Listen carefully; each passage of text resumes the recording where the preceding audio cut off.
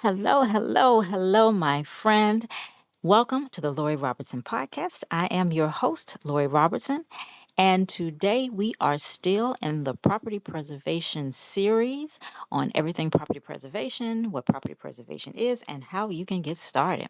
So, I hope you've been enjoying the series so far. I hope you've got some valuable information or some nuggets that you can take, whether you are new to property preservation or that you are actually a seasoned person in property preservation. I hope that some of this information can help you in your business. Today, we are going to start with talking about hiring contractors. Now, I chose to not include this in the other portion of it because I wanted to go over some other little aspects. So I think this is a perfect position to put this particular episode in. Okay, grab some paper, pen, sit back, take some notes. Now, when you're hiring a contractor, because this is very, very, very important because your contractors is what is going to get you paid. Okay, so my suggestion on the first person to hire is yourself. Because who's going to do a better job than you on the type of jobs or work orders that you know how to do? So hire yourself first. Now, being in this industry for so long, I've had the luxury of meeting so many people, and I have a list of contractors basically on speed dial, right? So my suggestion to you is when you're starting to hire contractors, at least hire 2 to 4. Okay, if you don't know any contractors, and you don't know where to look for them, I did give some suggestions that, if you are in the real estate industry in any aspect, realtor, investor, property manager, a contractor, a plumber, um, electrical technician, anything, um, reach out to them because they could possibly be looking for some extra work or to start their own property preservation business themselves. But as far as a contractor is concerned, they may be looking for some extra money, and this would be the perfect thing to help you out. If you are living in an apartment complex, you have maintenance people that work for you. You can ask them if they're interested. But let's say you don't have any type of contact list, you don't know anybody. Craigslist is a great place to start. But of course, any place that you can place an ad will work too. But Craigslist this is what I teach in my masterclass, and I also give you the script to use to put on Craigslist and what to say, so that you can get someone to give you a call and that you can interview them. Okay. Now, having someone who's an expert in different fields, of course, is ideal because once the work order starts to come in, you want to be able to be confident enough to know that the work will be done correctly and in a timely manner. And that's the reason why I say 2 to 4, because anything can happen. They could not be available to do that particular work. They could not be good at doing that particular work. They may not know, so you may have to get another person. Some of the contractors may not show up. It could be a slew of different things. So you need to have more than one. And hopefully in your process, you'll find one good one that you always can depend on. Okay. But you don't want to hire too quickly. Make sure you interview them thoroughly and make sure they'll be a good fit for your company. Be prepared to have turnover when you first get started.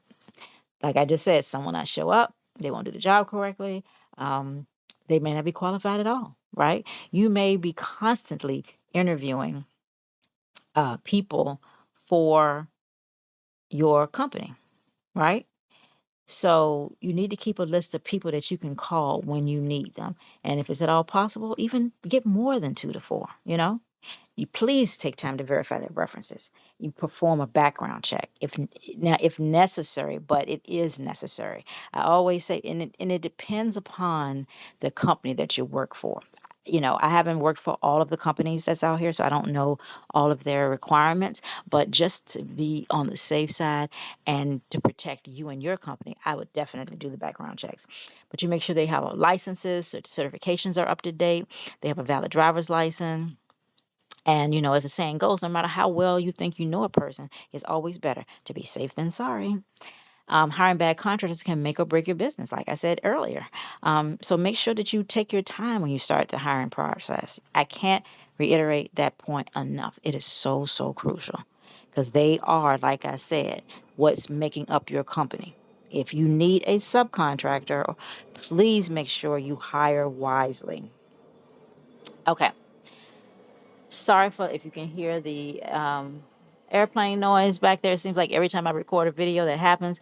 And I don't like to like edit stuff out because I like my episodes to be authentic, and I want you to see that this is what I do every single day.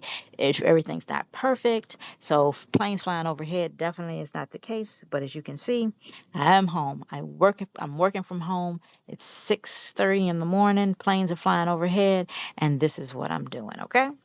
So, just to let you know, there is a company that we use to do background checks, and that's the company. In my masterclass, I'll share with you. I'll get you set up, and the background check usually doesn't take that long. And then they'll give you the aspects of what it takes to be approved. You definitely cannot be a felon. So just to put that out. And if you are, there may be some exceptions to whatever it is, how long it's been, but Aspen Grove will give you all of the requirements and tell you if, in fact, you can be approved based upon what they find. Okay. You have to have a background check on every contractor, as I shared with you before in another episode. You'll have to have one and pass it yourself. There's no exceptions. You can't work in with the government and go into people's homes and do all these type of things, and you don't have a background check that pass. Basically, they're making sure that you don't have any major felonies. And a history of ongoing major criminal activities, basically. Now, if you decide to hire employees instead of contractors, my suggestion would be to start off with a part-time employee until you start to make a decent amount of money to cover your expenses. Now, me personally, I didn't start with contractors. With employees, I've never had any employees. Everybody is a contractor because it's when you're first starting off, you don't have them working enough because you're going to have to take out taxes and they're going to fall into a whole different tax bracket. Whereas if they're contractors, they're a W-9 contractor and they have to file their own taxes and get their own insurance and stuff like that. So you're not required to do that. But also, it's so much better because you can keep more money in your pocket. But as you grow and get bigger, at that time, you may have to hire some employees. Like I said, contractors are best, in my opinion, to start with because that way you can keep your expenses down. So this, in a nutshell, is how you hire contractors. Okay. And this, out of all the episodes, especially once you get started, is the most important. So I hope you took some notes. And if not, you can always rewind this episode and listen to it again. But like I said, in my masterclass, I do take out a portion and I do go over this and I emphasize the importance of hiring contractors. Like I said, I give you a script. I have so that you can interview them. I give you all the information that you need for the contractors. And basically to also, if you need some, support with hiring subcontractors, I can also do it for you, but there's a fee that goes with that. But I want you to minimize any type of fees that you have in your business and start to do it yourself because you know exactly what extra questions. I can give you the basic questions to ask them, but based on yourself, your business, where you live at, what service lines you're doing, what areas you're servicing, you will have some specific questions that you need for your contractors. Okay, so that is it for today's episode. I hope it was valuable to you. Please leave me a rating. Please click the notification bell so you will be aware of when I do a new episode. Please leave me a comment. And if I have a poll attached, please participate in the poll. Let me know how I'm doing. And if you are interested in either learning more, I'm going to put some information down in the description. 7 reasons why you should start your own property preservation.